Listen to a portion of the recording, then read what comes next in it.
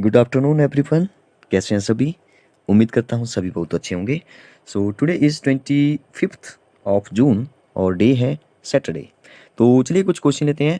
हिमाचल प्रदेश की हिस्ट्री से रिलेटेड जो वो यहाँ पे बहुत सारे क्वेश्चन हैं और सभी क्वेश्चन जो वो प्रीवियस ईयर में जो वो पूछे जा चुके हैं। इसका मतलब ये हुआ कि आने वाले किसी भी कम्पिटेटिव एग्जाम में जो वो ऐसे क्वेश्चन जो वो बन सकते हैं, क्योंकि बहुत सारे क्वेश्चन जो वो रिपीटेड होते हैं। तो इसलिए जो वो हमारी ये सीरीज़ जो वो डेली जो वो एक एक वीडियो जो वो डेली आपको मिल जाती है, जिसमें हम 2 या 3 क्वेश्चन डिस्कस करते हैं।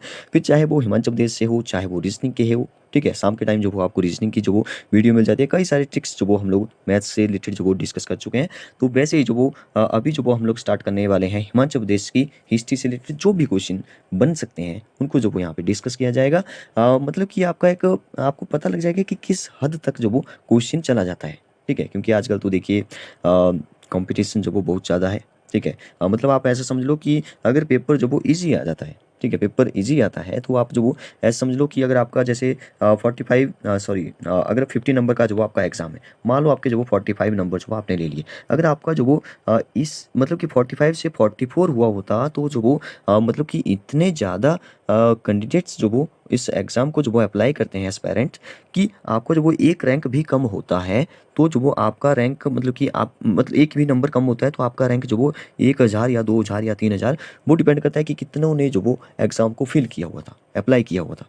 मतलब कि इतना ज़्यादा गिर सकता है, 10-10 हज़ार तक जो वो गिर जाता है। मतलब कि एक-एक क्वेश्चन की जो वो कितनी वैल्यू है आजकल, ठीक है। तो कंपटीशन जितना भारी हो रहा है, तो उसी हिसाब से जो वो हम लोग डिस्कस करेंगे। मतलब कि एक क्वेश्चन को जो बिल्कुल जड़ तक जाने की उसकी कोशिश करेंगे। जैसे क्वेश्चन है यहाँ पे कि कोल्स कौन से जो वो पहले माइग्रेंट्स जो वो हिमाचल में आए, तो कोल्स लिखा है मुंडास। तो इनके बारे में भी डिस्कस करेंगे कि ये क्यों आए, कहाँ से आए, ठीक है। जैसे आगे लिखा है कि किस वंश के शासनकाल में हूणों ने जो वो हिमाचल पर आक्रमण किया। तो गुप्त काल के बारे में यहाँ पे डिस्कस करेंगे। और भी कई सारे क्वेश्चन है, जैसे राजपूत वंश के बारे में, गुप्त वंश के बारे में। हिमाचल प्रदेश का सबसे ऊंचा शिखर जो कि यहाँ पे इनमें से कोई नहीं होगा, क्योंकि शिला जो वो अब ऊंची चोटी नहीं रही, वो गलत मान के चल रहे थे, ठीक है। इसके बारे में भी डिस्कस करेंगे कितनी है शिला की ऊंचाई, हम लोग क्यों गलत मान के चल रहे थे। जब आप ऐसे डिस्कस करेंगे तो जो वो आपको चीज़ें आसान होना शुरू हो जाएगी, याद होना शुरू हो जाएगी। जैसे यहाँ पे लिखा है पांकी वैली, पिन वैली, इसके बारे में हर की दून घाटी जो वो कहाँ कहाँ है, ठीक है। हैंगिंग वैली के बारे में डिस्कस करेंगे। आगे लिखा है शिमला हिमाचल प्रदेश की सर्वाधिक वर्षा जो वो कहाँ पे होती है, तो ये सबको पता है कांगड़ा में होती है। बस इतना इजी, मतलब कि क्वेश्चन को यही नहीं देखना है कि आंसर जो वो कांगड़ा होगा, इसकी जड़ तक जाने की कोशिश करेंगे कि कितनी बारिश होती है कांगड़ा में, पूरे विश्व में कहाँ पे ज़्यादा होती है, पूरे अगर इंडिया में देखें तो कहाँ पे होती है, मेघालय में कहाँ जैसे होती है, ठीक है, चेरापूंजी कहाँ पर है। वो सभी बातें जो वो यहाँ पे डिस्कस करेंगे। जो भी जैसे मैंने जो वो सभी क्वेश्चन के बारे में जो पहले पूरा सर्च किया, पहले जो वो मैं नोट्स बनाए मैंने पूरे, तो जो भी आता चला जाएगा वो मैं बताता चला जाऊँगा, ठीक है। देखिए हम लोग जो वो 25 मिनट से जो वो ज़्यादा वीडियो नहीं बनाऊंगा मैं, तो इसलिए जो वो अगर एक ही क्वेश्चन जो वो हम लोग डिस्कस कर पाते हैं 25 मिनट में, तब भी कोई प्रॉब्लम नहीं है। आप जो वीडियो के लास्ट में जो वो आप वीडियो को अच्छे से सुनिए, ठीक है, लिखने की भी ज़रूरत नहीं है, सिर्फ सुनिए। आपको जो वो लास्ट में देखिए कि आपको जो वो समझ आया। अगर आपको समझ आया तो जो वो वीडियो को लाइक करिए। अगर नहीं समझ आ रहा है तो जो वीडियो को आप छोड़ सकते हैं, ठीक है। तो अगर आपको अच्छा लगता है तो जो आप सब्सक्राइब भी कर सकते हैं, ठीक है। तो चलिए स्टार्ट करते हैं। यहाँ पे एक और क्वेश्चन है बिलासपुर। चलिए लास्ट ही क्वेश्चन है मेरे ख्याल से, तो लास्ट से ही शुरू करते हैं। लिखा है Bilaspur is situated on the banks of river. तो ये बोल रहा है कि बिलासपुर जो वो इस नदी के किनारे स्थित है। तो बिलासपुर में जो वो एक नदी है जो कि है हमारी सतलुज नदी।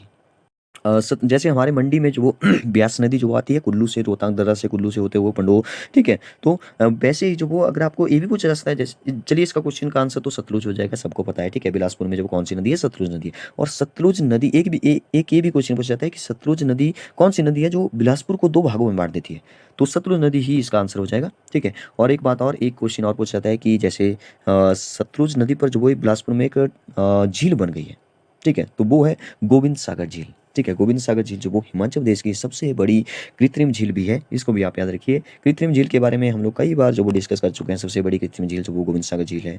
अगर सबसे छोटी बात करें तो पंडोह झील है। अगर हम नेचुरल की बात करें तो जो वो हमारी रेणुका हो जाएगी। अगर हम सबसे छोटी नेचुरल की बात करें तो परासर झील हो जाएगी। ये मैं पहले जो वो आपको बता चुका हूँ, ठीक है। गोविंद सागर झील की अगर मैं बात करूँ तो इसकी जो लंबाई है लगभग जो वो 88 किलोमीटर के आसपास है।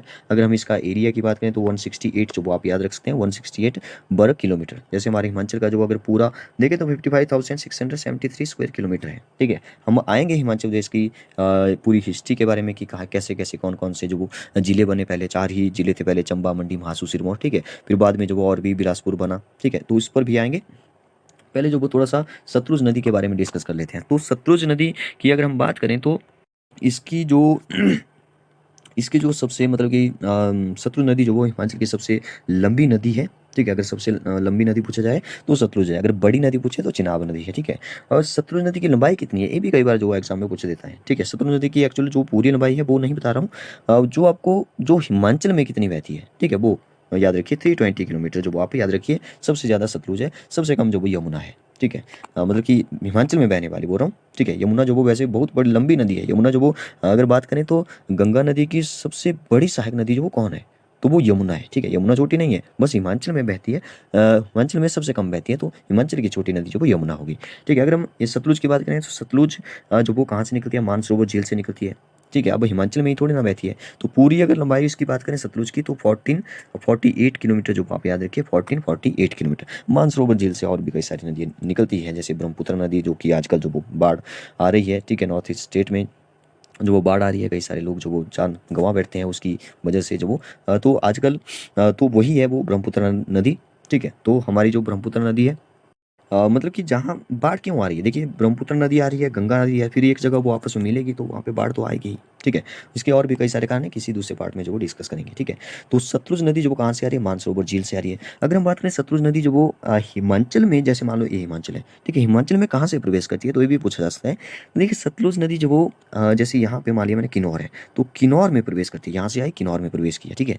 अगर हम बात करें कि कहाँ से चली जाती है, जैसे यहाँ पे मान लिया मैंने पंजाब है, तो यहाँ से आते हुए हिमाचल में जो वो बहुत ज़्यादा 320 किलोमीटर बहने के बाद जो वो ये जो वो पंजाब में चली जाती है, ठीक है। एक भाखड़ा डैम बना हुआ है, ठीक है। तो भाखड़ा एक गांव भी है, ठीक है, भाखड़ा गांव है, भाखड़ा डैम आपने सुना होगा ज़्यादा। तो भाखड़ा गांव से जो वो बाहर भी निकल जाती है, फिर पंजाब में चली जाती है, ठीक है। फिर उसके आगे जो वो एक बसपा नदी आती है जो कल्पा में जो वो सतलुज में मिल जाती है, ठीक है। तो इसको भी आप याद रखिए।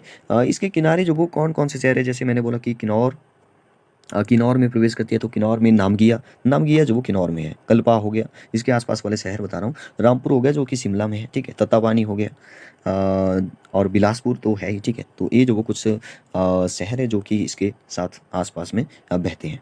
अगर हम बात करें बिलासपुर की, ठीक है, देखिए बिलासपुर को जो वो अगर पूछा जाए बिलासपुर का जो वो पुराना नाम क्या था तो कहलूर था, ठीक है। कहलूर रियासत जो वो कहलूर रियासत के नाम से जो वो पहले जाना जाता था। चलिए एक बिलासपुर के बारे में जो वो एक मतलब कि डिटेल में जो वो देखते हैं, जैसे हिस्ट्री से रिलेटेड जो वो आते हैं अपने बिलासपुर, जब वो कब मतलब कि पाँचवा जिला कब बना, जब भी पाँचवा जिला बना 1954 तक, तो वहाँ पे जाकर के हम लोग जो वो रुक जाएंगे। तो अगर हम बात करें अपने जैसे हिमाचल प्रदेश, सॉरी हिमाचल प्रदेश नहीं, हमारा जो भारत है वो जो वो आज़ाद हुआ 15 अगस्त, ठीक है, 1947।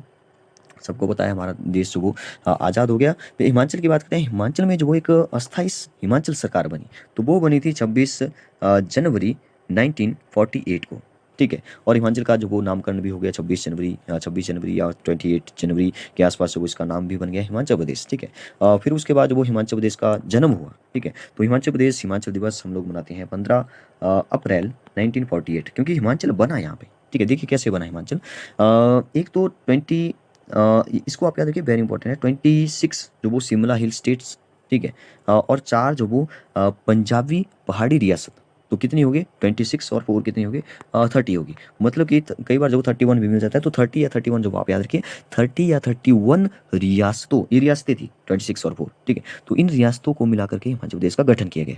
अब आप बोलेंगे कितना छोटा था हिमाचल, यस इतना छोटा सा हिमाचल था पहले, इसमें सिर्फ 4 ही जिले बनाए गए थे। तो 4 जिले कौन कौन से थे, ये भी क्वेश्चन जो वो कई बार बन जाता है, तो उसको आप याद रखिए। चंबा, एक चंबा हो गया, एक हमारा मंडी जो कि अभी भी है मंडी, ठीक है, चंबा भी चंबा ही है, ठीक है। महासू जो कि चेंज हो गया है, मैं बताऊंगा कब कैसे कैसे चेंज हुआ है, ठीक है। महासू जो कि अब शिमला में आता है थोड़ा सा इसका पार्ट, ठीक है। और एक सिरमौर, सिरमौर भी पहले से ही था, ठीक है, सिरमौर। तो चंबा, मंडी, महासू, सिरमौर 4 ही जिले थे, ठीक है, जिसमें कि 24 तहसीलें थी।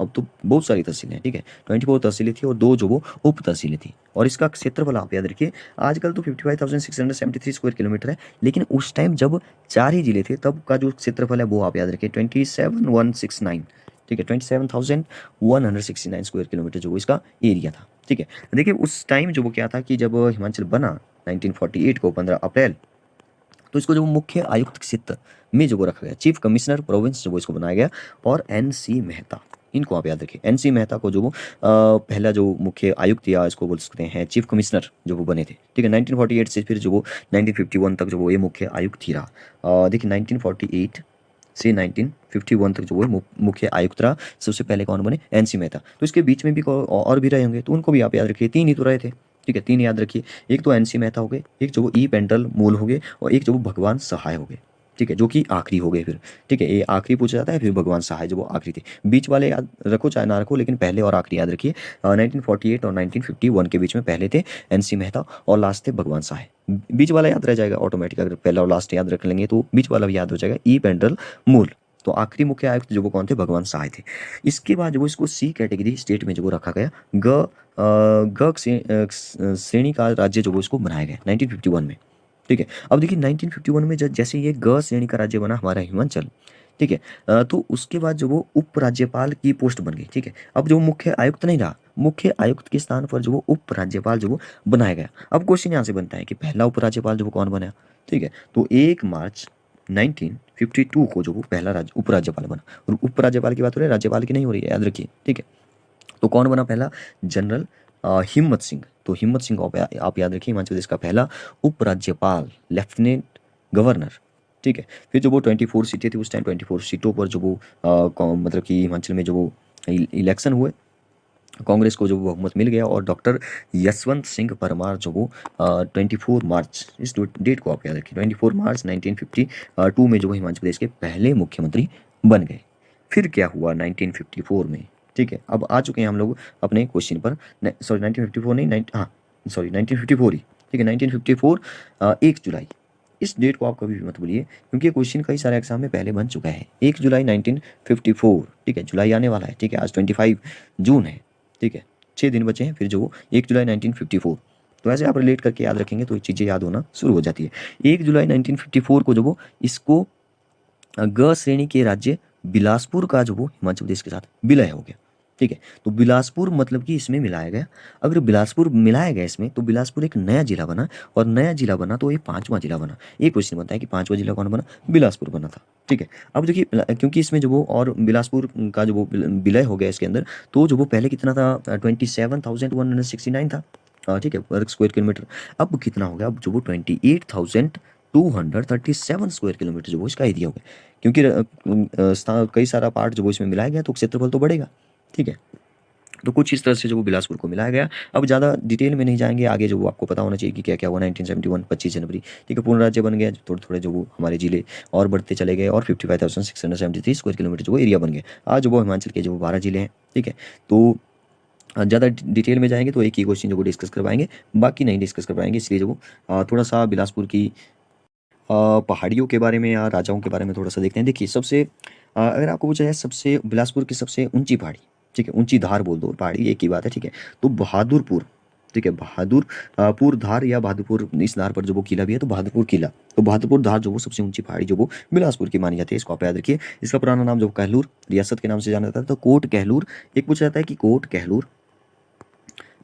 कहलूर और फतेहपुर, यस, फतेहपुर किला। तो ये कोट कहलूर और फतेहपुर किला जो वो मैंने किसी एग्जाम में जो पहले पढ़ा था, तो मैं आपको बता देता हूँ। कोट कहलूर और फतेहपुर किला जो वो किस पहाड़ी पर स्थित है, ये जो पूछा गया था, तो ये जो वो नैना देवी पहाड़ी पर स्थित है। और नैना देवी का जो प्रसिद्ध मंदिर है वो जो बिलासपुर में है, ठीक है। तो और भी कई सारी पहाड़ी जैसे कोट पहाड़ी, झंझियार पहाड़ी, तो ये बिलासपुर की पहाड़ियाँ हैं, ठीक है। एक क्वेश्चन और बनता है कि कहलूर जो रियासत थी, ठीक है, कहलूर जो रियासत थी जो कि मुगलों के अधीन में आ गई थी, तो वो किसके शासनकाल में वो आ गई थी, ठीक है, किसके शासनकाल में थी? मतलब कि कहलूर रियासत जो वो मुगलों ने जो वो हथिया ली थी, मुगलों के अधीन आ गई थी, तो उस टाइम जो वो राजा कौन था, ये पूछा जाता है, ठीक है। तो बिलासपुर का राजा था उस टाइम ज्ञानचंद, ठीक है, ये भी पहले पूछा जाता है। और ज्ञानचंद को पूछा जाता है कि ये जो वो किसका समकालीन था, तो ये जो वो अकबर का समकालीन काल था।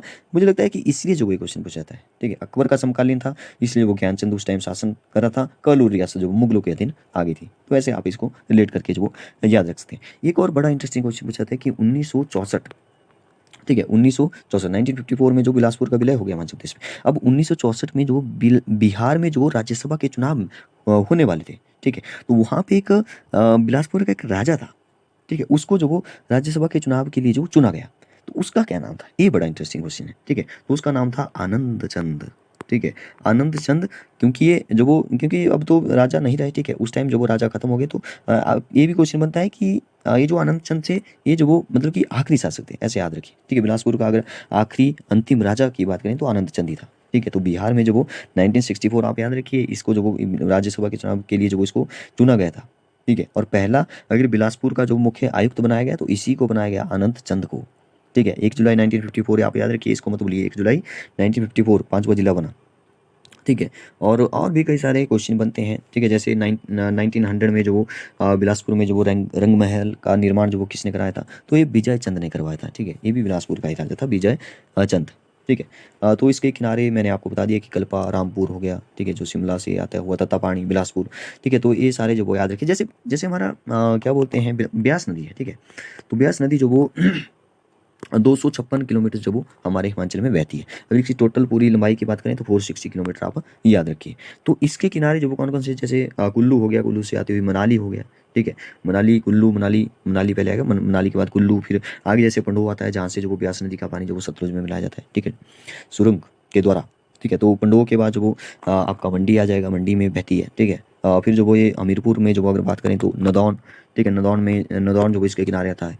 हमीरपुर में जो वो सुजानपुर में जो वो ये भी, मतलब कि सुजानपुर में भी ये बहती है। देहरा आगे आगे जा करके गोपीपुर, ठीक है। तो ये सभी जो वो आप याद रखिए, वैसे ही जो वो जैसे ब्यास नदी के जो वो याद है, वैसे ही जो वो सतलुज की भी याद आप रखिए, ठीक है। और मेरे ख्याल से काफ़ी हुआ, इतना ज़्यादा डिस्कस कर लिया हमने इसके बारे में, ठीक है। अगर आपको इतना जो वो एक मतलब कि पहले से ही पता था, तो जो वो आपकी अच्छी जो वो तैयारी है एक प्रकार से, ठीक है। तो ज़्यादा डिस्कस ना करते हुए इस क्वेश्चन को छोड़ते हैं। इसका जो सही आंसर हो जाएगा वो हो जाएगा सतलुज नदी, ठीक है। चिनाब नहीं, सॉरी, सतलुज वो इसका सही आंसर हो जाएगा। बिलासपुर जो वो सतलुज नदी के सतलुज मतलब कि बिलासपुर में कौन सी नदी है, बिलासपुर को के बीच में से, याद रखिए बिलासपुर को 2 भागों में बांटती है, तो सतलुज है, ठीक है। सतलुज जो कि हिमाचल प्रदेश की सबसे लंबी नदी है, ठीक है। तो एक क्वेश्चन के लिए हमने लगा दिया यहाँ पे 18 मिनट, ठीक है। नेक्स्ट क्वेश्चन पे चलते हैं। Next question, the rainiest district of Himachal Pradesh, तो सर्वाधिक वर्षा वाला जिला कौन है, मतलब कि एक्चुअल में पूछ रहा है कि सबसे ज़्यादा बारिश किस जिले में होती है, ठीक है। अगर पूछ रहा है कौन सा स्थान है तो धर्मशाला है, ठीक है। धर्मशाला में हमारे हिमाचल प्रदेश में सबसे ज़्यादा बारिश होती है, ठीक है। सबसे ज़्यादा किस में होती है, धर्मशाला में होती है। धर्मशाला जो कि हमारी एक विंटर कैपिटल भी है, ठीक है। समर कैपिटल तो शिमला है, लेकिन विंटर कैपिटल याद रखिए धर्मशाला है। हिमाचल प्रदेश की, हमारे हिमाचल प्रदेश की 2 कैपिटल है, ठीक है। मेन जो कैपिटल है वो तो शिमला ही है, लेकिन दूसरी जब गर्मी ज़्यादा हो जाएगी, सॉरी गर्मी नहीं, ठंड ज़्यादा हो जाएगी, ठीक है, ठंड ज़्यादा हो जाएगी तो कर दो फिर शिफ्ट धर्मशाला, ठीक है। मतलब कि विंटर कैपिटल जो वो धर्मशाला होगी। तो धर्मशाला में जो वो ज़्यादा बारिश होती है हमारे पूरे, मतलब देखा जाए हिमाचल में जो वो सबसे ज़्यादा, तो धर्मशाला। तो धर्मशाला क्योंकि जिला नहीं है, इसने जिला पूछ लिया, तो धर्मशाला किस जिले में है, तो कांगड़ा में है। तो कांगड़ा जो वो इसका सही आंसर हो जाएगा, ठीक है। तो नेक्स्ट क्वेश्चन पर चलते हैं।